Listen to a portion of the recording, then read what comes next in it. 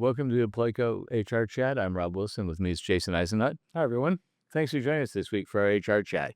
So, Jason, we're coming up on the time of year where there's a fair amount of religious holidays. And so I thought it might be good to spend a few minutes talking about accommodations for within businesses for employees that want to take those holidays off. Yeah, One or some of the holidays off. right. I mean, a tip, most businesses will give all employees unless you're a business that needs 24 operation, but maybe give all employees Christmas Day off.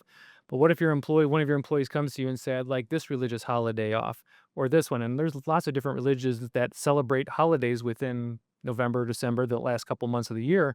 So that the key is don't outright kind of point blank deny the employee's request. With these kind of religious accommodations, you want to engage in the interactive process with the employee, talk through them, see if it's a sincerely held religious belief, and then is it something that they really do need the time off or want the time off. Some of this has stemmed from a Supreme Court case a couple years ago. A U.S. postal worker wanted all Sundays off. He was a Christian evangelical Christian. Sure. And the Supreme Court held, say, yeah, it was not a substantial burden for the U.S. Postal Service to not give him these Sundays off. They should have kind of accommodated by switching schedules. So this is kind of just one example, although it's Sundays, religious holidays are kind of a form of that. So if you have an employee who does ask for a religious holiday off, start engaging with them to talk through some of the issues. So how do you handle then an HR standpoint where you decide you're going to close for Christmas, so you close for everyone for Christmas, and then a person wants a different they don't celebrate Christmas, so they have the day off, but they want their religious holiday off. How do you offset that? So a couple different options. I think we do it. I think we do it a really good way. One of the options is, okay, we've got this bank of vacation and personal days and stuff like that. You can just use one of your vacation days as long as there's not like other employees, all the other employees have taken, I don't know, December 10th off or whatever, or another religious holiday is. And what You can what take holiday is December 10th? garbage day. So as long as the employee, there's not business needs for the employee can't take it off, they Right. could just use it as one of their vacation days. But I will like what your family had just started recently is a floating holiday.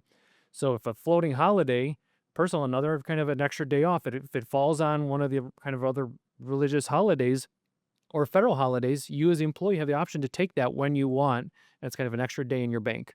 Right, because like in our case, we're open on President's Day, for example. But if someone or Christopher Columbus Day, a variety of ones that we're open for, and if they feel strongly about that and want that, so they get to pick that day during the course of the year. Right.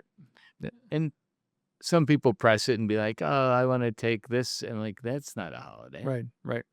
But But yeah, if an employee were to come to us and say, I'm this religion and this holiday falls on this, can I use my personal? I'm sure we did start talking through them and determine it's a real sincerely held religious belief.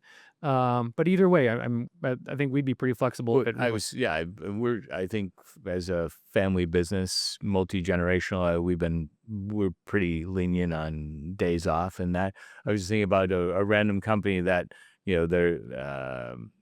is a person getting an extra, if they feel very strongly about this, do some companies make them work? And because they're getting Christmas off, but Christmas really doesn't mean anything to them. yeah. And I think, and just maybe like New Year's doesn't mean something to people, even though it's religious. But I think I don't see too many organizations giving extra paid days off. It might Right. be worst case scenario, an unpaid day off if it's like an hourly unpaid employee, or let's say a salaried employee who's just using one of their other banked holiday or vacation days or Right. PTO days.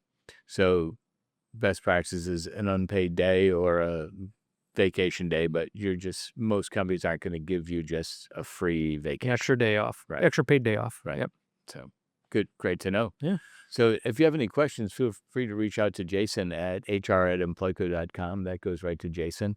Happy to help you out on if you have questions similar to this or any other HR topic. Yeah. We'd love to help. So thanks for joining us this week. Thank you. Thanks.